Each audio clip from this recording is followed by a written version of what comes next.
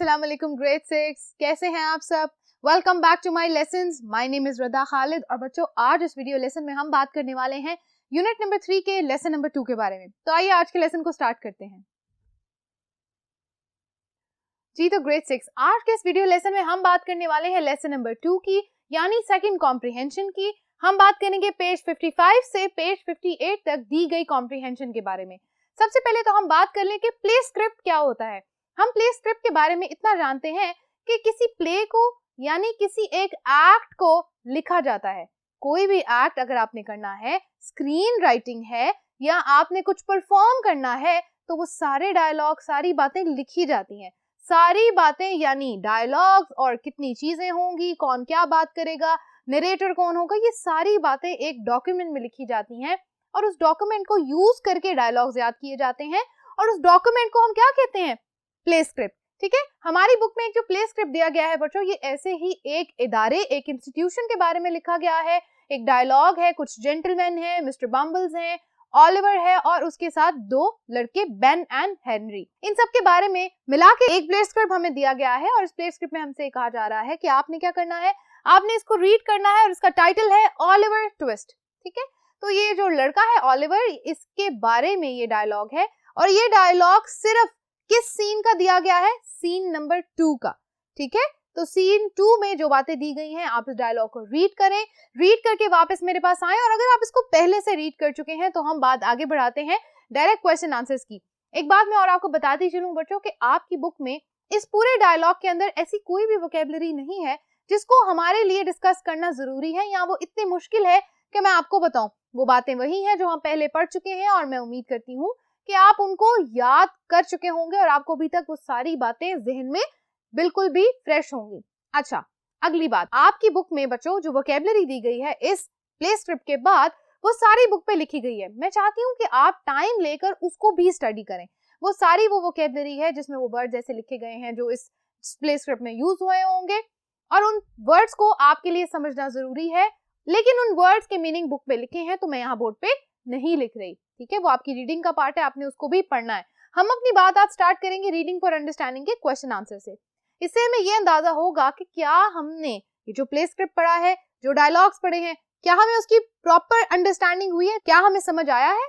Okay, आप जल्दी से क्वेश्चन नंबर 1 पे आ जाएं। ये काम आपने अपनी नोटबुक पे करना है। आपको पता है क्वेश्चन के आंसर्स मैं यहाँ पे आपको वोकैबुलरी के कुछ हिंट देती हूँ, उनको मिला के आपने आंसर बना के अपनी नोटबुक में लिखना है। Okay, question number 1, describe life in the poor house for the boys. Poor house कहते हैं गरीब खाना, यानी एक ऐसा घर जो क्या है, गरीब लोगों का है। ठीक है, वहां पर कौन रहता है, बॉयज रहते हैं। Which aspects would you find most unpleasant, नाखुशगवार, सबसे ज्यादा नाखुशगवार या नापसंदीदा आपको क्या बात लगेगी। गिव योर रीजंस, आपने अपने रीजंस देने, अपनी वजह देनी है। अच्छा, उस गरीब खाने में उन लड़कों के साथ क्या हो रहा था आपने ये बताना है। आंसर मैंने यहाँ पर कुछ हिंट के तौर पे लिखा है।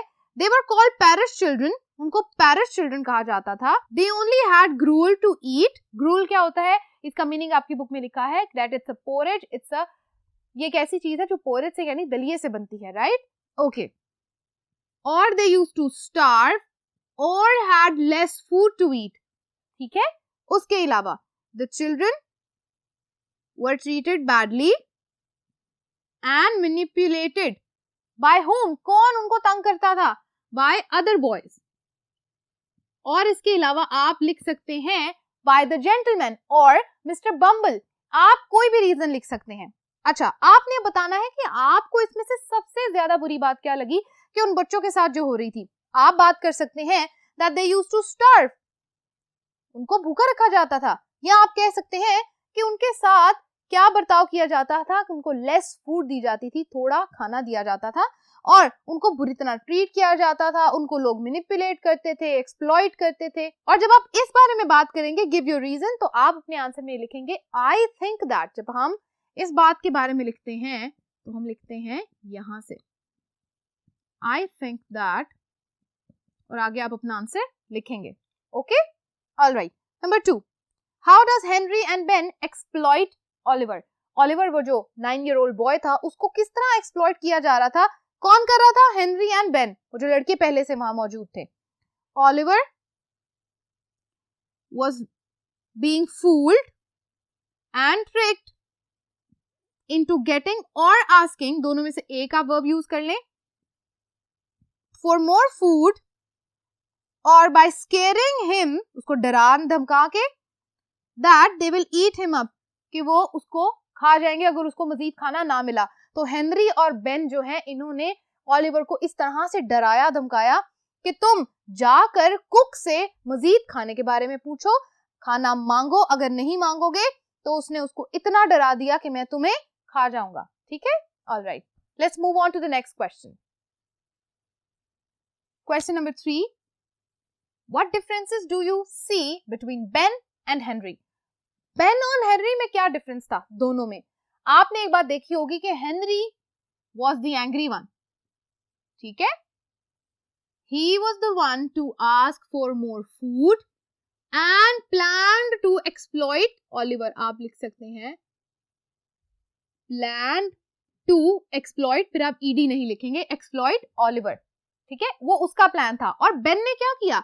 बेन ने उसका साथ दिया था. Ben was the scared one. वो बार बार ये कह रहा था कि हमें इसी खुराक में, इसी फूड में गुजारा करना चाहिए. We should only have what we are served. उससे ज्यादा हम खाना नहीं मांग सकते. But he also tricked Oliver. और किसका साथ दिया उसने? हेनरी का. हेनरी, और आप लिख सकते हैं helped Henry into exploiting Oliver. तो आपने दोनों का डिफरेंस भी इस तरह बता दिया. Number 4. How do the gentleman and Oliver view one another? तो वो जो दो जेंटलमैन थे, वो जो बोर्ड ऑफ डायरेक्टर्स थे, जो बोर्ड के मेंबर थे, उन्होंने ऑलिवर को कैसे देखा? Okay, the gentleman who were the board members viewed Oliver as a fool and an orphan. उन्होंने देखा कि ऑलिवर तो बेवकूफ है और साथ ही साथ वो क्या है? ऑर्फन है, यतीम है. And Oliver thought the board members were rude and disrespectful. आप इसके अलावा भी बातें लिख सकते हैं अगर आपके पास मजीद कुछ ऐसे वर्ड्स हैं जो आपको लगता है ऑलिवर की थॉट्स को डिफाइन कर रहे हैं या जेंटलमैन की थॉट्स को डिफाइन कर रहे हैं, तो आप वो भी ऐड कर सकते हैं. Okay, last question number 5. Explain the reactions of ऑलिवर्स request. जब ऑलिवर ने कुक के पास जाके मजीद खाने के बारे में पूछा तो उस टाइम क्या हुआ? तो उसकी रिक्वेस्ट के रिएक्शन क्या थे? लोगों ने क्या क्या कहा उससे, आइए देखते हैं. The cook cursed him and called Mr. Bumble. तो कुक जो था उसने उसको लान तान की, उसको गाली गलोच किया और मिस्टर बम्बल को बुला लिया. The first gentleman said the boy will be hanged. उसको कहा गया कि उसको फांसी दी जाएगी. किसको? ऑलिवर को. हाँ जी, mister Bumble took him to the gentleman. आप ये भी लिख सकते हैं. और उसके बाद the first gentleman said that the boy will be hanged. But the second gentleman said the boy must be sold.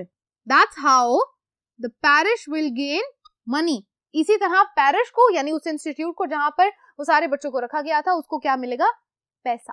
ठीक है, मनी आ जाएगी. पहले जेंटलमैन ने क्या कहा, दूसरे जेंटलमैन ने क्या कहा, और सारे रिएक्शंस हमने यहाँ पर लिख दिए हैं. ठीक है, यहाँ तक बच्चों ये हमारा प्ले स्क्रिप्ट और इसके साथ रीडिंग फॉर अंडरस्टैंडिंग के कुछ जो क्वेश्चन आंसर्स थे वो कंप्लीट होते हैं और यहाँ ये वीडियो लेसन भी खत्म होता है. अब हम अगली वीडियो लेसन में बात करने वाले हैं एक नई कॉम्प्रिहेंशन के बारे में. तब तक के लिए अपना ख्याल रखिएगा, अपना सारा काम अपनी नोटबुक और बुक्स पे साथ साथ करते जाइए. Thank you so much for watching today's lesson. Allah Hafiz.